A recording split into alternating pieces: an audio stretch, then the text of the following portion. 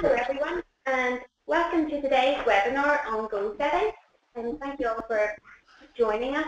So today this webinar will be presented by Nick Mant, who is the physiotherapist at SHART Children's Therapy, and I will host it, and my name is Kathryn Devlin.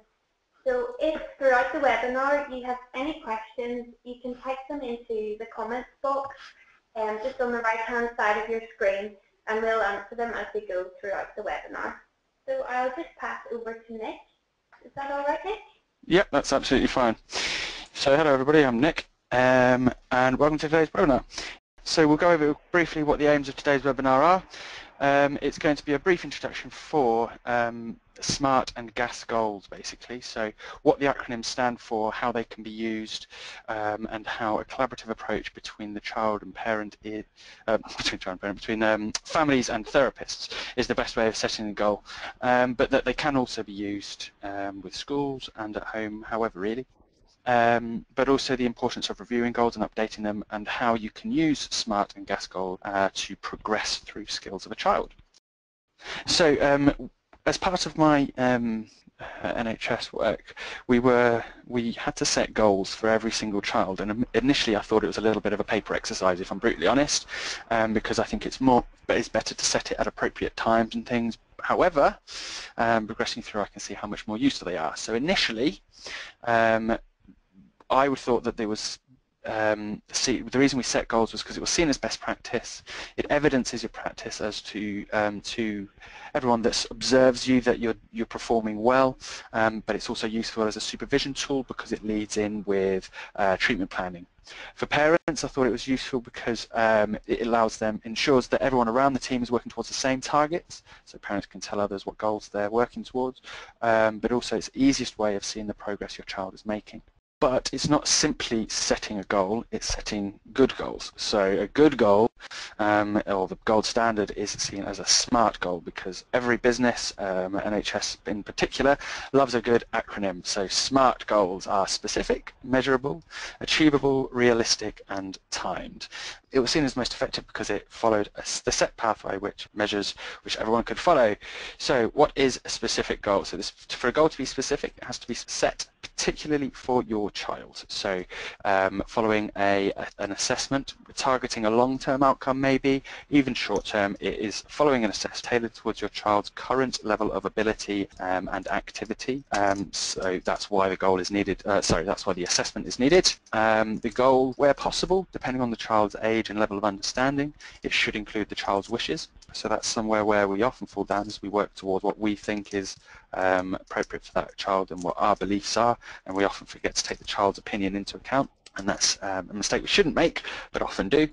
And one of my early mistakes on goal setting is that, because of being a competitive soul, I always thought a goal needed to be an improvement, when there are many conditions or areas within a child's development that you're actually aiming to maintain ability or maintain range of movement or maintain skills as opposed to improve them. So a SMART goal or any goal that we set doesn't necessarily need to be an improvement. It can be maintenance, as long as it is specific to that child and specific to certain outcomes. So for it to be measurable, oh, go on. Yeah. I thought that was a very good point, because I thought that as well. I suppose being a new enough therapist, and that it was sort of nearly seen as failure if there was no improvement. Yeah. But it's just nice to know that even when a child maintains the level that they're at, that they're still potentially meeting the goal. Exactly, yeah. So you're showing that you're doing a good thing by setting a goal, even if it's a maintenance goal. You're showing that you're achieving, and we all like to achieve. So goals need to be measurable as well, and often a lot of providers like to use specific outcome measures, and you can use goals with outcome measures to improve certain scores or to improve centiles or whatever outcome it is you're using. You can use that as a measure, but to keep things more simple and in a way that more parents will understand is not to use those, because often you need a chart or you need a certain thing and you need a lot of time to use the outcome measures. Instead, you can use things like time, so the time a task task that the child wants to do or a distance that they want to travel, and the measure is to improve on that time or even increase it, so increasing the time a child can stand on one leg, for example, in my physio head. You can mark frequency, so this is the one which I personally use most frequently in my younger development role with babies and infants, is that the frequency of completing a task. So reach for a toy 3 out of 5 times. You can easily then try 5 times and see how many times a child reaches for it. It's easy to measure, it's quick, and it shows good improvement. Distance is an obvious one, so the duration that a child can walk before getting sore, or distance up the stair where they can go by themselves. Then also degrees of motion. So as a physiotherapist, we often do postural measures, so how straight you can get your knee when it's bent up at the hip. So you can measure those degrees of motion and easily show parents, easily show your outcomes that you've had an improvement in what you're doing or maintenance of what you're doing. And you can use your imagination with measures as well. That's not an exhaustive list. Obviously there are probably many others that I don't consider. Then it has to be achievable and realistic. I personally think that these were split to make us a much better acronym, because SMAT doesn't sound as good as SMART, but they work along very much the same lines, but they are important. So we want our goals to be achievable, and for them to be achievable, they need to be realistic. So a child that isn't yet rolling or isn't able to move their hands against gravity, setting them an ability to run 100 meters is not realistic, and it might not be achievable. The realistic also relates to the timed section of the SMART goal, which is the next one. So the child that can't roll or can't get off the floor might well be able to run 100 meters in some time, but it's not realistic to set that target to be in a week. The achievable and realistic is quite often where the more difficult dialogue might be opened up with parents, because a therapist might be looking at a child that they view as complex. The family might not yet have the full diagnosis, they might not yet have come to full terms with what the condition that their child has or how it might affect them in the long term. So they might want to be setting a goal to, and I'm going to be very physio-based today, I apologise that I am a physio, they might want to set that as walking. And we might suspect that the child isn't going to walk independently, so it might open up that dialogue on, well, we're not going to set that as your goal just yet because of, and then you might give your reasons. Alternatively, and what I find useful for that in those difficult times, is setting very, very short goals. So that's great that you want your child to walk, but shall we work on rolling first? And then you bring it back to what you are currently doing with the child and what their current level of ability is, and then that often helps, or I found that it often helps families come to terms with their child's abilities or inabilities. Next we have timed. So it's important for a goal to be timed so that we know exactly when it's going to be reviewed and if and when we can then progress it. This is where we often, and in the UK, I'm not sure how many of our attendees are in the UK, but we have what's called an EHCP, which is an Education, Health and Care Plan. So it's for a report or a collection of reports that help a child access the additional support that they need. Within those reports, they have short and long-term goals. So if you've already discussed SMART goals with families, and if you've got them in place, and if families are aware of them, then when they receive these reports, or if as a therapist you receive a request for a report, you can simply add it in, and you haven't got any of those surprises from family that they were working towards something that you were working differently, or your long-term goal is the same as their long-term goal, you know. So it really helps if you've got the goals already in place with families. If they've been set in an appropriate time, then it helps with doing that sort of report writing. It also shows how much a child has come over a period of time. So what I often find with families, if I go longer periods without seeing them, is the perception of that the child hasn't improved that much because they might not have made a big leap in development. So they might not be up off the floor, they might not be riding a bike, but they might be able to use a balance bike, or they might be beginning to get themselves into kneeling. And if you break it down into smaller chunks over shorter periods, you can then say, well, actually, look at when we started this goal, you weren't doing this, now you're doing it. And it really, really does highlight a child's improvement when we are often blinded to that, or we often miss that. Yeah, I forgot with the goals as a whole. setting them at an appropriate time is often is essential. So when the child is ready, when the family is ready to approach those goals, it's really important. Cool, so we'll go on to the examples. So this is my kid, 4 weeks old, and mostly looks to the right when they're laid on their back. As a therapist, I find that quite distressing. It's not allowed. They're supposed to be symmetrical and nice looking up, so I want my child to gain head control as soon as possible. But it's not a SMART goal. I had a silly goal there because it's not laid out in a format that, how do I measure that? When do I check that? You know, I would hope that they would achieve this head control by the time he's 1, but you know, there's no structure to that goal. So to make it SMART, it's that by 8 weeks old he's able to track the rattle from left to right, left and back, or left to right on 3 out of 5 occasions. So that's how you make it a SMART goal, and I know exactly when I'm going to review it. I know exactly what measure I'm using to say, yep, we've achieved it, let's move on to the next one. So this is a child that where I work, the most frequent time that I use, or the most regular time that I use goals, is we have an early intervention group. The very first session is an education session where we do a talk on child development, which is very similar to the play pack presentation we did for Firefly on what development a child will go through. After that, we then set goals with parents. So from the education session, can almost see where their child is at and what they would hopefully achieve by the end. So we set goals on the next session once we're seeing the child what they can do.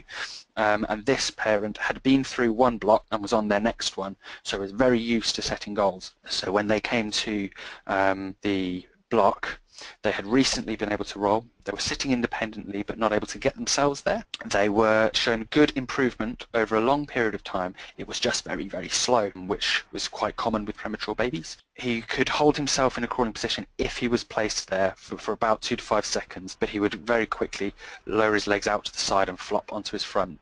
He could then keep his arms putting up but would regularly lower down to his elbows. So the parent came to me and said, she said, I know that your goals are proper, I don't know how to write it, but I want him to crawl, but he's not able to stay in the crawling position. What steps would you expect him to do before he can crawl, but after, like getting him, so what can we aim for him to do before he crawls that we can hope for in this sort of block? I wanted him to be able to get himself into crawling, because what family had noted was that yes, he was much better at maintaining that position for short periods, but he couldn't lift his own belly off the floor. So what I thought was he needs to get himself into the crawling position and maintain his weight through his knees, because his arms were getting quite strong, so we're doing all right. So what we ended up setting as the SMART goal, to try and address both the parent and the therapist, was by the end of the group, when placed in the crawling position, he was maintaining for 10 seconds or to rock forwards and back 10 times. So that's a typical progression for a child, that once they learn to get themselves into on all fours, they don't necessarily go straight to crawling. They often either reverse or rock forwards and back. Knowing this child, I knew that he was more likely to rock forwards and back, so we set that as the goal. And then because my goal was slightly to increase his independence with actually getting into crawling, I said that by the end of the group, which was another 5 weeks, was to get himself into the crawling position from being laid front on his tummy. And then that goal was reviewed after 5 weeks. We can talk about that one later.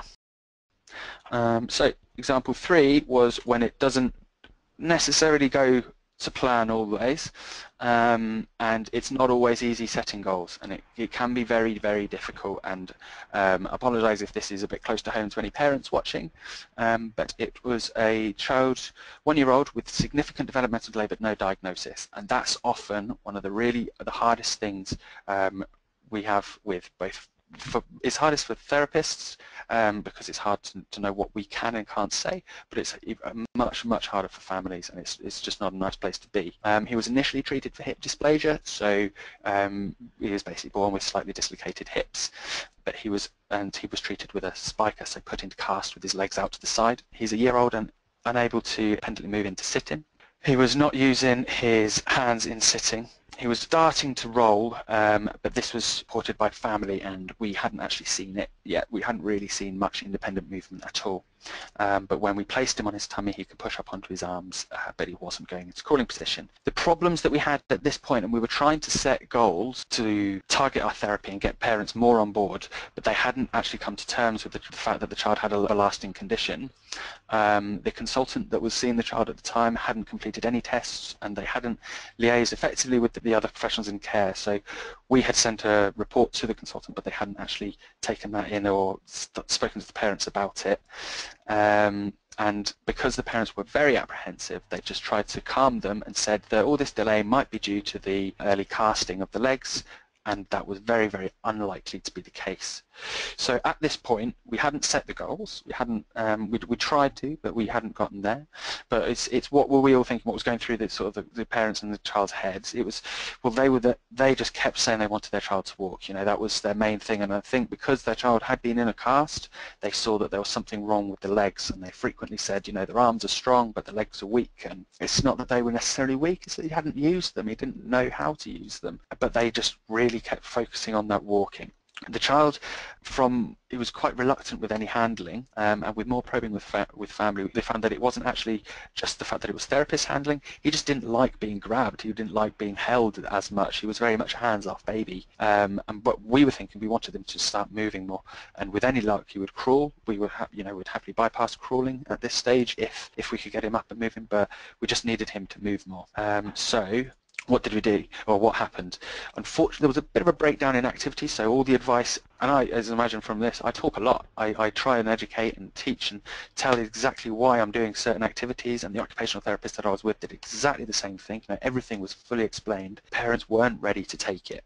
So we maybe jumped in too deep, too quickly to give him, we gave the equipment, the chair to try and help him sit and use his hands. We gave him the Lecky activity system actually to try and help him maintain positions on the floor so he wasn't stuck on his back all the time. But the parents just brought it back in because they felt that they didn't need it, that he was doing okay because he was sitting better. When in fact he was, they didn't look at it in the same way. They saw him sitting on the floor, which was great, but he was very flexed over and couldn't use his hands, and it wasn't very functional or active. He was just sort of stuck there.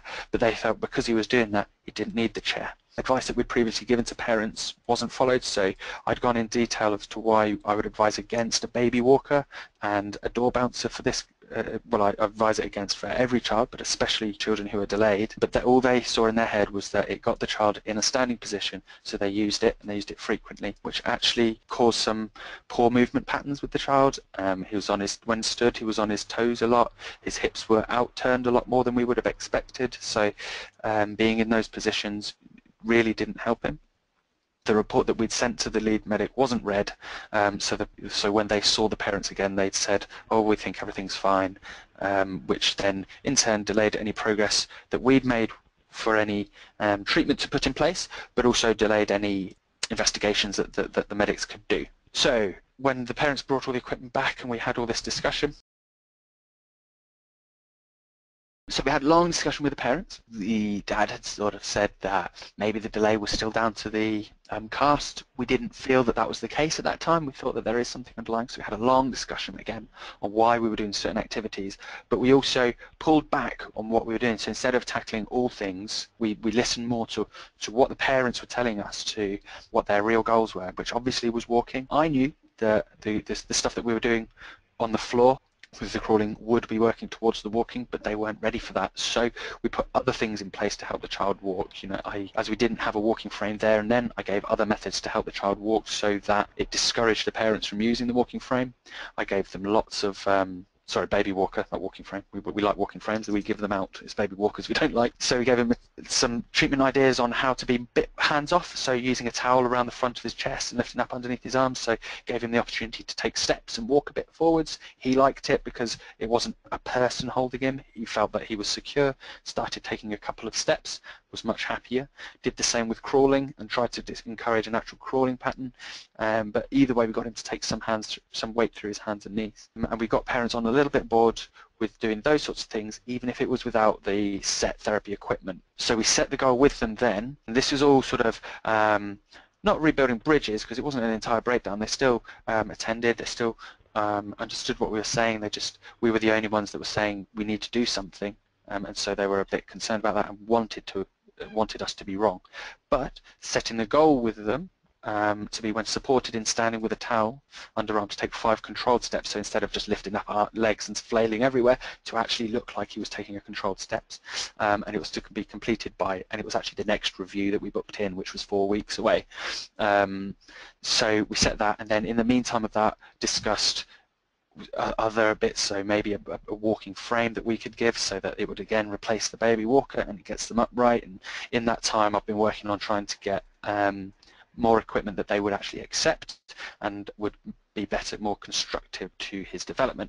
So just setting that one goal and taking back all the others that we had in place, which were about sitting and hand skills and crawling, just refining it back to that one skill, which, and if we look at it, it's taken what the parents want. So back from the bubble slides where the parents want him standing and walking, it's got that portion of it in place. It's got the child's wishes that they don't like to be handled, so we're using a towel instead, and it's also got the therapy sort of idea in that we want some active movement. It might not be ideal in I would want him to crawl, but you know, big whoop, at least he's doing something that's constructive and that's helpful to him. So you can use goals to really bring people back on board, and you can use them to then progress the therapy and really help with your treatment planning. So what did we do, or what happened? Unfortunately, there was a bit of a breakdown in activity, so all the advice, and I, as you imagine from this, I talk a lot. I try and educate and teach and tell exactly why I'm doing certain activities, and the occupational therapist that I was with did exactly the same thing. You know, everything was fully explained, but the parents weren't ready to take it. So we maybe jumped in too deep, too quickly to give him, you know, we gave the equipment, the chair to try and help him sit and use his hands. We gave him the Lucky Activity System actually to try and help him maintain positions on the floor so he wasn't stuck on his back all the time. But the parents just brought it back in because they felt that they didn't need it, that he was doing okay because he was sitting better. When in fact he was, you know, they didn't look at it in the same way. They saw him sitting on the floor, which was great, but he was very flexed over and couldn't use his hands, and it wasn't very functional or active. He was just sort of stuck there. But they felt because he was doing that, he didn't need the chair. Advice that we'd previously given to parents wasn't followed, so I'd gone in detail as to why I would advise against a baby walker and a door bouncer for this. Well, I advise it against for every child, but especially children who are delayed. But that all they saw in their head was that it got the child in a standing position, so they used it, and they used it frequently, which actually caused some poor movement patterns with the child. He was when stood, he was on his toes a lot. His hips were outturned a lot more than we would have expected, so being in those positions really didn't help him.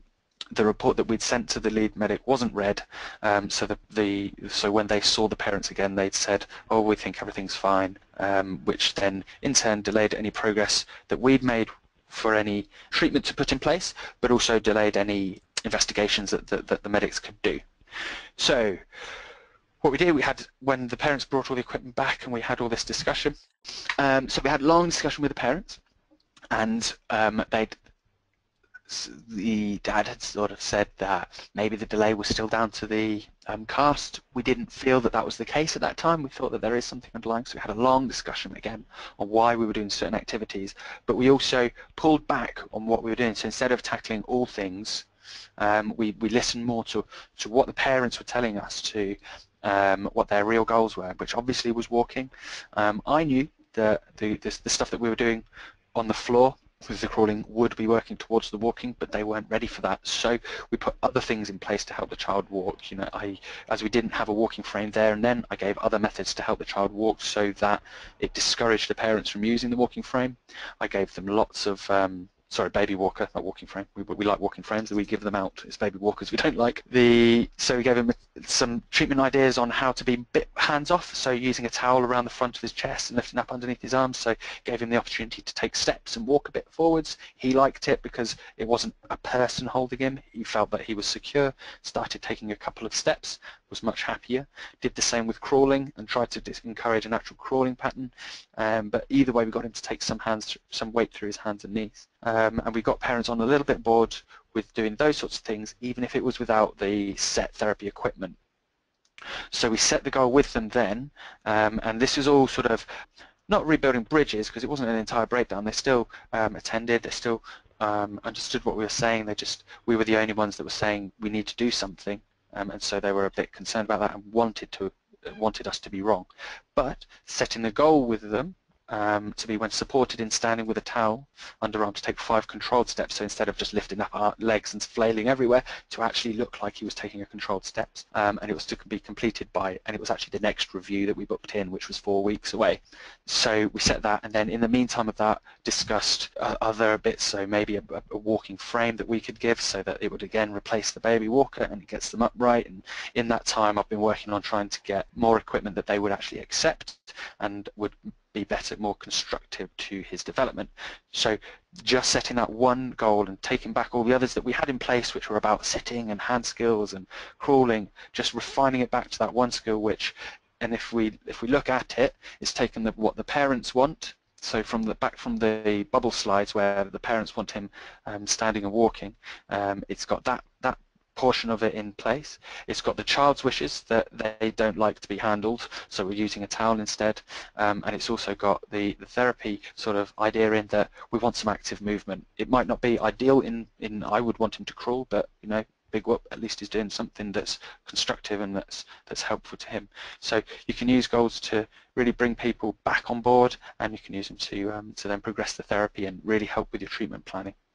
Cool beans. So when you get good at progressing, when you get good at setting SMART goals, you set them with the idea that they're going to be easily progressed, because it saves you a lot of hassle if you know that your goal is easy to progress, it's a lot quicker to then redo it later on. So it saves you note writing time, it saves you thinking power and all that sort of stuff, so it's great. You can do it by simply increasing the measure used. So if it was, what order did I say it in? If it was time or frequency or distance or degrees of motion, you can simply make it longer, that they balanced on one foot. You can make it that they achieve the task 5 out of 5 times. You can make the distance longer that they're walking, or whatever it is. You can simply increase the measure. Alternatively, you can have an idea of what the next sort of stage of development is within that goal. So for example, on the first example I used for the baby that I wanted to look left and right, by 12 weeks old, I would want them to brace their shoulders, so contract their muscles in their shoulder, maintain chin position when pulled to sit. It's the next progression of that head control of actively looking left and right. Next progression is that actively holding it in the middle against gravity. So it's just an easy progression of that goal. It's the same skill, just moving on to a harder thing. Example 2 might be in a further 8 weeks, if if the goal was achieved, that in a further 8 weeks to get into the crawling position and reach for an object. So not only has he got himself there, which was the original goal, he's also lifting up, and so he's taking all of his weight through one, or the 2/3 of his weight through one arm and reaching up with the other. Yeah, and then you can just do it with the 3 out of 5 occasions again. And then example 3 would be and this is how I could put it into a report writing for as well, so that to be able to assess for and provide appropriate walking aid within 8 weeks, knowing that equipment provision can take quite some time.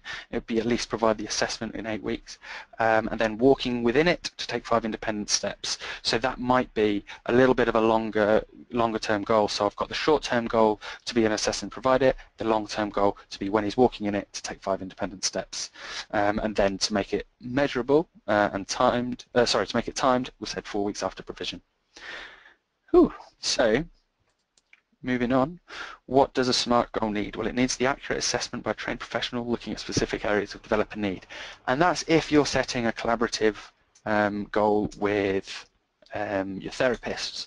Obviously, SMART goals can be used at home if you're a parent and you just want to improve whatever skill it is that you might be working on at that time. It might be phonics at school, for example, and you want them to, they're currently using 1 phonics sound and you want them to use 3. So, and you don't need a trained professional to tell you that, because you might be already working on those phonics. So you can set that goal. But if you're working collaboratively with a therapist that's setting therapy-specific goals, the assessment is essential because you need it to be reviewed by them.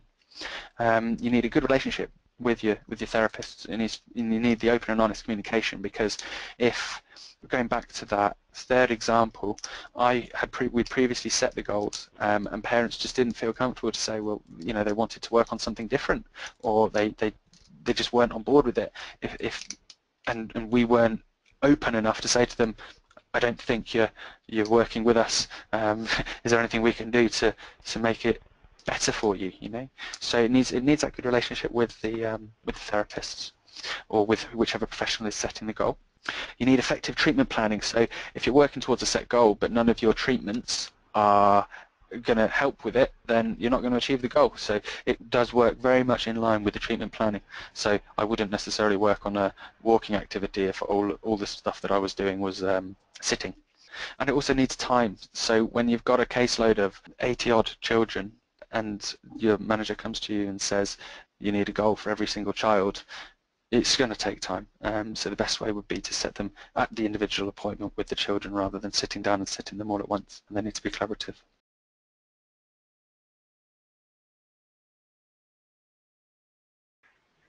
Can I just ask a quick question? Cool.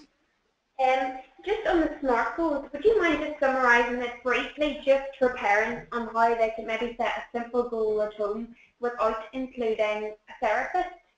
Yeah. So give me an example child or an example activity. For example, they might want their child to participate in a feeding activity. Okay, so if the child is currently not finger feeding, but they're expecting the parent to spoon feed, obviously we want finger feeding to happen. So it might be to take a piece of banana to the mouth and bite on when offered 2 out of 5 times, and to do that in a month. Mm-hmm. So if you just put that, it's easy to just add the time frame on the end without seeing the child in front of me. It's hard to do it, but if you give yourself enough time for it to improve, if the child was taking the hands in the mouth a lot, then that goal could be easily achieved quite quickly. Okay, yeah, so it's kind of just knowing your own child and setting goals accordingly. Yeah. And I suppose it's just important to put the time frame on it, because then that's how you can motivate the child and the parent to keep working at it when they can see progress or maintenance and stuff. Exactly, and as much as anything, it reminds you to check it, because I've set goals in the past that weren't SMART, that you say, oh, what we're working towards, oh, let's get them crawling, yeah, cool, we want to crawl, and then you sort of go back and it was like, when did I set that? How far have we come? And it's just not structured enough. It just doesn't work as well. Whereas if you've got a measure, it's like, yeah, we've done it, or we're not quite as far along as we want. Let's think of something else to do to try and help us, because it might be what you're doing isn't helping enough, or what you're doing is not great for that particular child. Thank you. GAS goals. GAS stands for Goal Attainment Scale, and I think it's the scale word which often which I have the issue with, because if you look at the scale there, the expected level of outcome, so you would use a SMART goal and you would score it with a GAS principle. So, I think it's a wee principle, that'll do. So you would have your goal, and if you achieve that SMART goal in the expected time and you fully achieve it, then you would score 0. So that's why I'm not a big fan of it, because I want to score something. I'm competitive. Most physios are. I want to be able to score something. I want to be able to say, yeah, you scored this out of this, you know. So it's a scale, not a score. So just remember that. So if you have your expected level, you score 0. When you're setting your goal, describe certain improvements. So you would think, once you're setting it, you'd think about what a somewhat more than expected improvement is, and you would write that with it. And you would do the same for the more than expected. If it's less than expected, you would score -2, and if you stay exactly the same and there's no improvement seen, then it's -2. So it's easier to explain with examples, so I am going to get onto that. So the pros of it, the good things is it is ratified. It's, there's plenty of research supporting GAS goals. They are good. They're good for using with all the powers that be and money purse string holders. They do detail specific levels of improvement. So you don't always get goals right. Sometimes you overshoot and you expect too much of a child, but you can still score them. Or even though it's negatives, you can still score them with some improvement. And sometimes the goal that you set is actually too easy, and they end up soaring way better than you think. So it's nice being able to quantify that and also have set parameters. So the SMART description of each point on the scale, so it's all very well written. The con of it, it's, as I said before, it's not positive. It's if you reach the goal, so if you've done everything that you wanted to do, you score a 0. I don't really like that. It takes lots of time to set, because instead of just setting the one goal, the 0 score, you're also setting the +1, the +2, the -1, and the -2. So it is an ideal. It's what we're all supposed to use, but it does take a lot more time, and you need to, when you're setting it with parents, because better goals are set collaboratively, you need to agree on all the different points. So the gas goal example, so we're using the SMART goal example 1, that by 8 weeks old the child is able to track a rattle from right to left and back on 3 out of 5 occasions. So if we're sitting down with the parent, we'd say that would score 0. What's a little bit better than that? Well, a bit better than that was actually to do it every time you try. And then a further progression was how I had in my mind, and how I described earlier, that the easy progression of a SMART goal, that's what you would score as the +2. So the thing that I would work on next would be the getting head control when pulled to sit. So that's our +2, is to gain head control when shoulders braced with 10-degree head lag when pulled from sit to supine. And I apologise, that's a very therapy worded one. That just means that the head only falls back 10 degrees as opposed to being left on the ground when you pull the child with their hands up into sitting. The negative scores would be to track the rattle on 1 out of 5 occasions. Obviously, if they do it 2 out of 5, it does leave a bit of ambiguity of, well, they're not quite there. You might want to score that as 2 out of 5, and then if they do score it 1 out of 5, then they would also score -1. And -2 is nothing's changed, everything stayed the same. Sorry, do you find that quite negative? Say you were talking to a parent and you said, well, actually your child's at -2. Why is that expected, or how do you go about explaining that? Well, the way that I would word it, I don't use gas. I use modified gas, which is the one we're talking about next. But how I used to explain it was, if nothing changes, they score -2. Don't worry about the score because it's a scale. It's not necessarily a negative reflection on you. It's just how it is. And then I might mention how, things like when the growth charts of children, if you're dropping below them, and how things vary, and there's ways of explaining it. But it was those descriptions and those conversations that made me really dislike the gas setup, because if they've not improved quite as much and they're scoring -1, it might be the fault of the therapist setting an inappropriate goal. It might not be anything to do with the treatment planning. It might be you might be doing the perfect treatment and still score a -1, and then that just has it just seems so negative, and that's why I don't like it, as you can tell. But I can't say that it's a bad thing, because it is one of the most sort of researched and backed within research on a decent way of using goals. Okay. So what we use is modified gas. So the no change is a 0, and that rings true with me because it's a score. So modified gas would be goal attainment score, I guess, as opposed to scale. The 1 is you partially achieved. At least you have improved. You've done a 1, not a 2, but you've improved. The fully achieved is a 2, and the goal exceeded is a 3. So when setting a goal, I would, and within that group mentioned before of where we have lots of babies in working towards goals, the therapist setting them would always aim to achieve the 2, because that means we've set a good goal. Because it's only a short period, if in the 5 weeks that we're treating kids they exceed their goal, chances are we've set it a bit easy, because it's hard to set appropriate goals. So the 3 is goal exceeded. So pros and cons, it is much more of a positive outcome. It's far easier to set. It's a lot shorter to do, because what we do is set a therapy goal and a parent goal for people who have attended the groups only once. Often when they come back, they're so good at setting goals and they're used to it that we set 2 parent goals. But because there's 2 of them, you can work on multiple things, and it doesn't take as long to word it all out. So when you're saying the goals at the start of the block, it's easy to score at the end. It doesn't take as long to do, and we're going around 6 or so parents to set the goals with them. That takes some time if you're trying to set gas goals, but not so much if you're taking modified gas. I've set as a pro that it's not as competitive, so parents, people, therapists as well, that are competitive, if they see a minus as their score, they might take that harder, but also they might drive too hard to achieve the plus scores, when in fact if we're setting a goal, if we set the right goal, then the modified gas should set score as 0. If we've got it right, it would be a 0, whereas the competitive people might over push and be disappointed by not scoring positively. On the flip side, being not as competitive can be a con, because if you've got, for example, a teenage boy that you want to balance, so I've used the modified gas for a boy that I wanted his bridging to improve, which is laying on your back, lifting your bottom up and holding it steady, and also what I call Superman. It's a Pilates position on all fours, lifting one arm and the opposite side leg backwards. I wanted those to improve, so we set the GAS score with him on a timed basis, and he was so competitive that he wanted to do better than what I thought he'd realistically do in a term. In fact, he did. So that, you know, this was negative that it's not as competitive because he needed that competition to drive him.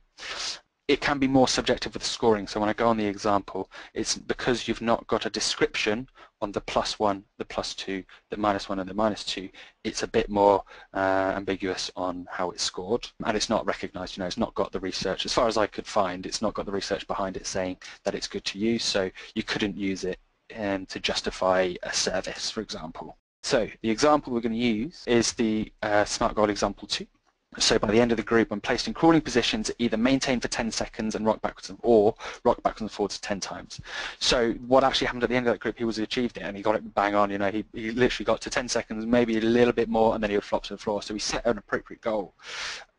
So we scored him at a 2. However, what we would have done if the child had maintained for more than 10 seconds or consistently maintained for more than 10 seconds, then we would have scored them a 3 because they were doing better. Or if he had have reached out his arm and reached for a toy, then we would have scored him a 3. If he had have maintained between 5 because he was able to almost maintain or roughly maintain for 5 seconds before the group, if he had maintained anything between 5 and 10, then or rocked a couple of times, then he would have scored a 1. So that's what I mean by it's a little bit more ambiguous with the scoring. It's not written on paper before you start how you're going to score it. It's just if you achieve it, you score a 2. So going back to why we set goals, hopefully, whilst I've been waffling away, it's shown that there are other reasons of why we set them. So it shows how far a child is progressing over a short period of time, and it keeps that perspective that what you're doing is improving.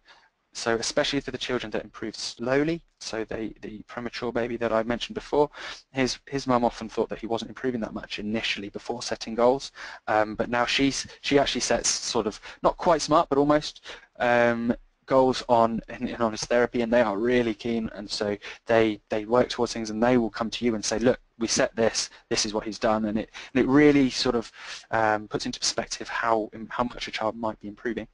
Also, for parents, children with complex needs especially have many appointments with loads of different professionals, and we try as much as we can to go with physio and OT and the speech at the same time, or physio and OT at the same time, but that's very often not possible. It's very often not the case depending on the service. So if you remember the goals that you're working on in each individual therapy, you might go to your consultant review and say on physio we're working towards this, OT we're working towards this. You might have seen a physio and then go to an OT and tell the OT that you're working, that the physio is working on crawling. So the OT might then know that the hand skills are going to be developing, so might want to do some reaching when they're laid on their back, for example, or reaching when sat on there and using upper limb skills. So it does help coordinate care, even if the professionals aren't doing it. It helps you do it, so it puts you in control of your child's care and intervention. So looking back at that third example, we hadn't listened to the parents on exactly what they wanted, so they didn't feel that they had control. So the way that they took back control was to just give us back the equipment. Whereas when we set the goal with them and got them on board with what they wanted to do, so they were in control, they were far more keen to work with us. So yep, so for the therapist, it is still seen as best practice. It evidences everything, and it's useful tool for supervision, but it also really helps with your treatment planning. So it really refines what you're doing with the children and why. It helps with your report writing for getting additional support, but also even feeding back to the consultants or medics, just saying this is what we're working on now and why. And it helps your learning and improving your personal practice so you will know that certain conditions, certain interventions work better. Some simply don't work, and it'll help if you're not achieving goals. You'll know that your intervention doesn't necessarily work then. And it can help highlight areas of need with families, and it opens up avenue of discussion and opens up dialogue with if any problems there are. So we've got two from Amber. And she's asked, do you work with teachers directly to help set appropriate education-based goals? Yes, we often do. So the EHCPs, which I mentioned, are with families first, but yes, you often do work with schools. So on our school visits, it might be, I'm trying to think of an example, it's hard. For me, it's often PE-based on what they're currently doing within PE and trying to refine it. So I'm thinking of one child couldn't get up a step, for they were doing gymnastics and they wanted him to take part, and he couldn't step up onto the bench to walk along the bench when others were doing balancing. So our goal was to be able to step up onto the bench, and then he was able to hold a hand to them, walk along the bench, so that he felt more involved in the PE session. So that's how I sort of set the goals with the school. So where possible, yeah, we do very much work with the teachers. Education-based is hard.